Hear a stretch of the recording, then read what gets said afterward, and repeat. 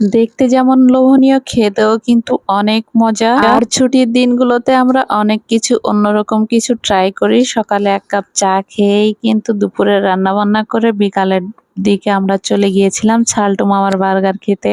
দাম কম অনুযায়ী এই বার্গারটা খেতে যে এত মজা সেটা বলার বাহিরে। আসতে, আসতে কিন্তু আমাদের সন্ধ্যা হয়ে গিয়েছিল।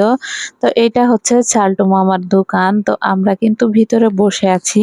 এটা খুব বেশি যে হাই-ফাই এমন না, কিন্তু এই বার্গারটা যে এত মজা, আমার বাসায় কোনো মেহমান আসলে অথবা ঘুরতে বের হলে আমরা এই বার্গারটা খাবোই খাবো। বার্গার অর্ডার দেওয়ার পরেই কিন্তু আমাদের একটা করে গ্লাভস পরিয়ে দেয় যাতে এটা ওদের ক্লিন করতে অসুবিধা না হয়। তো অলরেডি ৳৭০ দামের সাব বার্গার অর্ডার করেছিলাম। আর বেশি কথা না বলে সবাই হালুম হুলুম করে খাওয়া শুরু করে দিয়েছে। আর কোনো কথা হবে না। খাওয়া-দাওয়া শেষ করে আমরা চলে গিয়েছিলাম একটু কলোনির ভিতরে হাঁটাহাঁটি করার জন্য। কারণ নতুন সাইকেল কেনার পর আলিফ কিন্তু শুধু বায়না ধরে কলোনির ভিতরে সাইকেল চালাতে যাবে সেইজন্য। অন্যদিকে কিন্তু আমি ওভেন কেনার পরে আমার কেক বেকিং করা হয় নাই।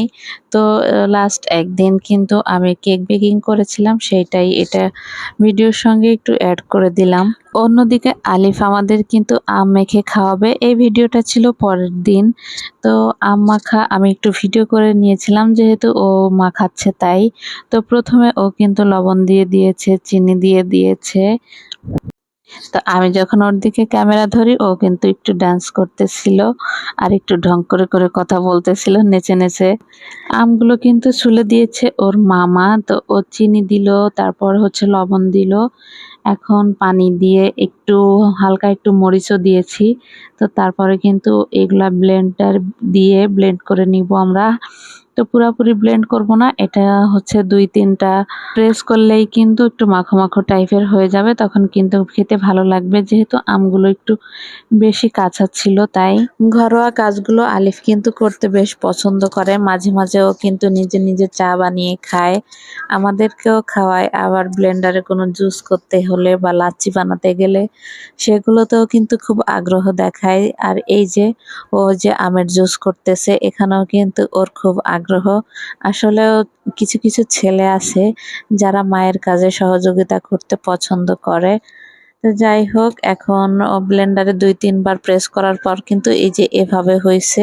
একটু আস্ত আস্ত আছে, আবার কিছুটা গলেও গিয়েছে।